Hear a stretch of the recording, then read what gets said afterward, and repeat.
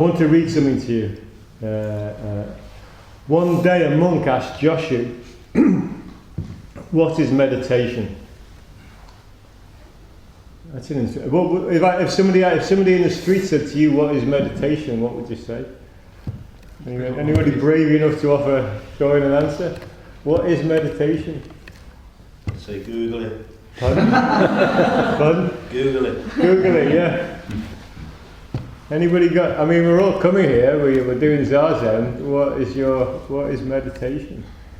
Never given the same answer twice. Don't give the same answer twice. Yeah. Okay. Mm-hmm. Gosh, 30 shy people.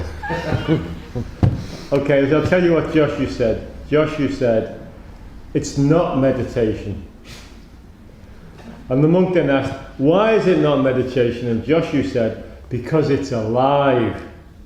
If we think about meditation, it becomes a very serious affair. But it is not a serious affair, it is alive. What do you think, what's it alive to?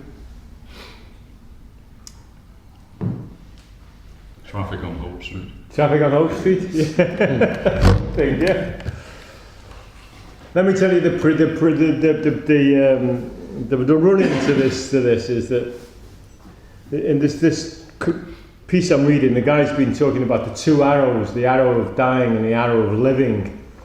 And he says that if you give up the image of the constructed self, which is what our whole our aspiration or intention is, to give up the image of a constructed self, the one that we identify most of the time, or identify with most of the time. I think some of you definitely experienced it as a kind of dying. It's a funny thing, if you really feel like you're going to lose this image you have of yourself, this constructed self. It really does can feel scary. It feels like you're dying. But alongside that, the reason that arises is that we finally accept that everything is changing. There isn't anything to hold on to. There isn't anything fixed. There isn't anything permanent. So moment by moment we're kind of losing our balance, and then we regain our balance, and then we fall off one side of the line, and we get back on the line, and we fall off the other side of the line. That's why this is called, the loss of this constructed self is called the arrow that kills. And then, if we're able to manage that, and some of us at various times have run away from it and have to go back to it very slowly, this idea, this loss of the constructed self. We can kind of do it slowly, or we can do it quickly. I had to do it very slowly. Scary, still doing it. But if we can really allow ourselves to fully experience it, then what then happens is that we start to see, hear, and experience the world in a fresh way, because we're seeing it without all the luggage and the baggage of the constructed self. This is what's called the arrow that gives life. And this is what he's talking about when he says meditation is about being alive. So you're alive to everything that comes up freshly. So you're not kind of repressing, blocking anything, bringing a particular view to bear. You're trying to respond, or you are responding when you're on the cushion to everything that comes up. And as John said, if you hit the zone, you are the traffic in Hope Street. You are the bell when it goes off. All those things. So that then brings me on to another story, which I thought, in the context of this, you'd like to hear. But see what Joshua said. He said, meditation is not a serious affair. It is about being alive. We don't have to bring a kind of what's the right word? A kind of overly holy view of what we're doing. Or some people might say smelly of Zen view. Okay. So this is, I don't know if you probably all know this story. I'll read it to you. A thief came to the hut of a Zen master who was living as a hermit. The master said, "Oh, you want my money? You can take my money. Please take my robe too, and take all those things on the wall." He gave the thief everything he had, and the thief left. The master was sitting there completely naked, looking out of his window at the moon, and he said, "I wish I could have given him this beautiful moon as well. I wish I could have given him this beautiful moon as well." Now, the question when I heard the story that came up for me, well, why can't he have the moon? You know, he's in ancient Japan. There aren't many street lights. Presumably, the moon's out, and the thief is presumably feeling, you know, okay because he's got what he wanted, and the moon's there. Why can't the thief have the moon? Why does this hermit say, "I wish I could have given him this beautiful moon as well"? Because the hermit's still there with himself. Pardon? The hermit's still there with himself. Yeah. You can't really give him anything. He's giving him some stuff. Yeah. But the hermit's still left. He's still there, He's being got okay. sensation and Yeah. Good. Yeah, that's part of it. Yeah. It's like being away. I mean, the moon represents sort of appreciation. Yeah, the moon. Yeah, traditionally the moon represents being awake. Mm. Yeah. So, what would have the hermit? What would the thief have had to have had that the hermit couldn't give him, so he could enjoy the beauty of the moon? Realisation. He'd have to be in his skin. Yeah, okay, but in one sense, he'd have to be in his skin. Okay. You can't give him the moon. It's impossible because only he can see that moon through his eyes. yeah, okay. Would you say peace of mind? Pardon? Peace of mind. Peace of mind, yeah, all those things, yeah. But you Keizan, you've got it. Basically,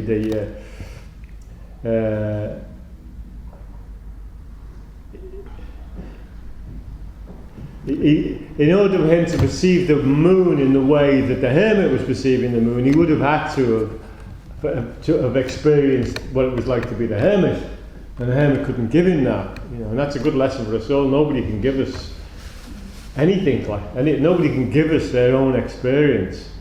But if you remember previously, I talked about the constructed self. Well, if the thief is entrenched in a particular attitude, which I guess he must be if he's a thief, then he's entrenched in his constructed self, and it would unlikely that he would have the open mind, the kind of spaciousness of mind, the panoramic vision to see the moon in the way the hermit saw the moon. And you know, for all of us, it's I'm sure everybody here has at some time been out in the dark and seen a full moon and being kind of full of wonder. You know, you stand and have a look at it, and you think, ew. I mean, it's right, isn't it? Everybody comments on a full moon. We all understand what's going on, but as a metaphor, it quite well works. So we're in the city, you know. We don't get to see the moon, do we? We're not. We occasionally see it rising above over Hope Street or something, but mainly we're caught up with street lights and traffic and busyness and whatever we're doing, and we don't think about the moon. And the moon, as you pointed out, is a symbol of clarity and perception.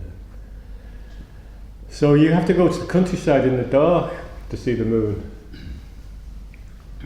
and you know that requires leaving the city. So it's not a very good metaphor, is it?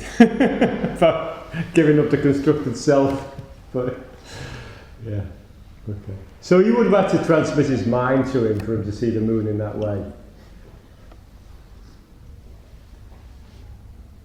Sensei, I bet every single one of us has probably stolen something at some point in our lives as well. Yeah, every one of us has, for sure. Yeah.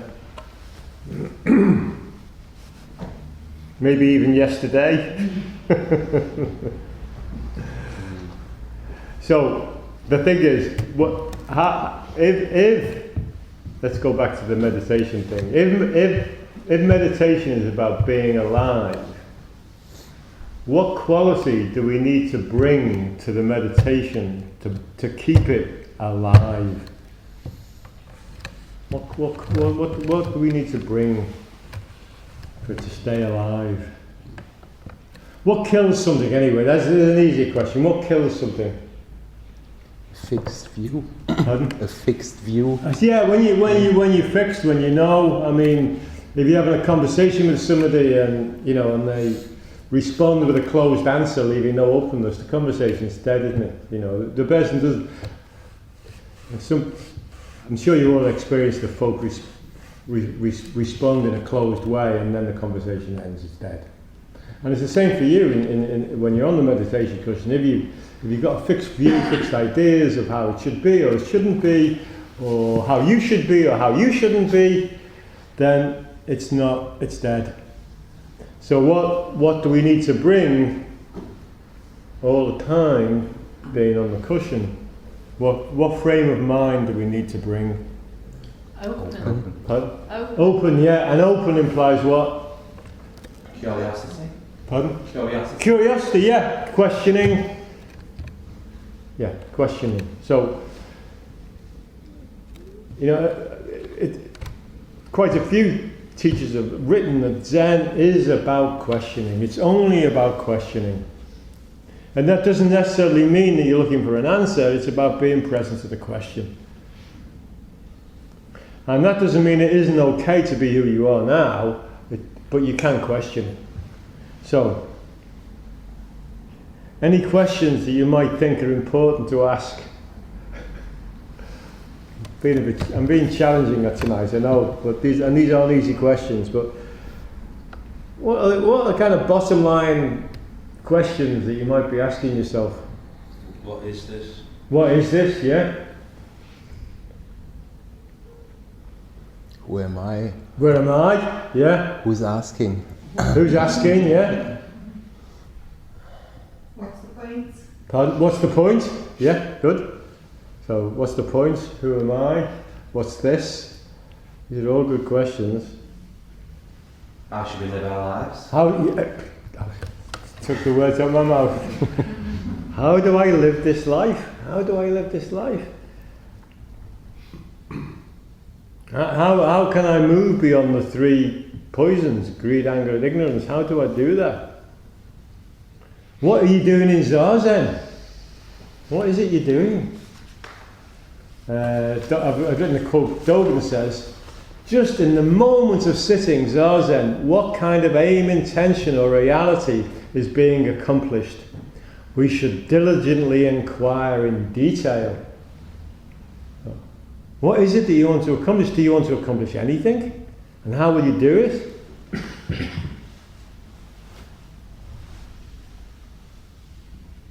How do we know what to accomplish? How do we know what to accomplish? Yeah. So these are all wonderful questions to sit with. I think asking what the truth is. Pardon? Asking what the truth is pretty confusing as well. What's the truth? Sorry, somebody say that louder for me. What's the truth? Oh, what's the truth? Yeah, that's yeah. It's like that could be very confusing. Yeah, it could be very confusing. You've got lots to keep you questioning. Really good.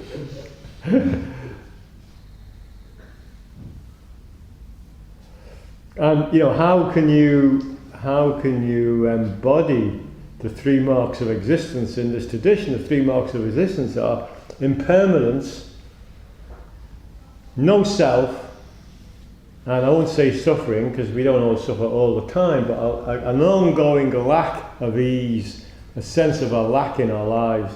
They're the three marks of existence. Impermanence, no self, and lack of ease or suffering. How do you embody that?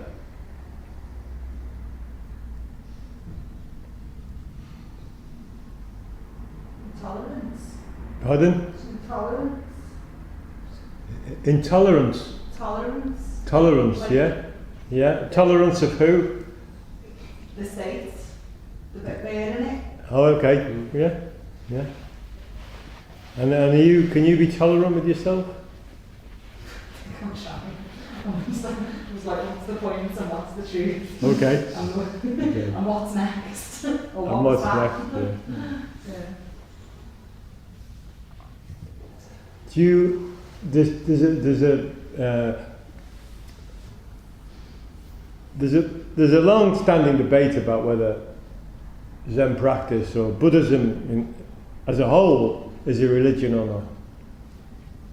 Is it a religion or is it not a religion? That's another question. But if we do see, if we do fall on the side of it being a religion, however we define that, I know there is an etymological meaning to religion, but in a general understanding sense of it, if Buddhism is a religion, then when we sit Zazen,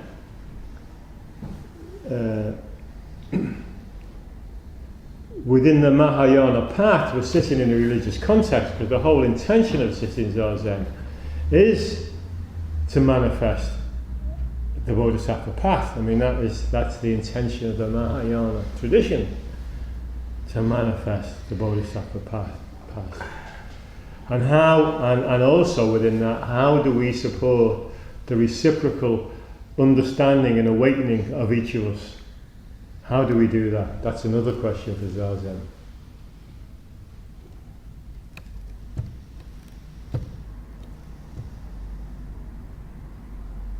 Can I say something? Sure. When the question is asked, what is this? Who am I? It's here and now, and the energy. Hang on. It's for you. You have to make it personal, because not everybody may feel it that way. So go on. So when I ask a question, Yeah. my energy is flowing. Yeah. It's not blocked. Okay. It's Good. not blocked. Yeah. The actual effect of asking a question is to unblock energy, because the question itself is The actual effect for you, For yeah. me it says yeah. Okay. Thank you. And I And agree. it brings you into fresh contact with this here and now. Yeah, I agree. It is opens the door to freshness. Yeah, which is definitely energizing. Yeah. You're going to wear your hearing aid next week. It's bust. It's broken.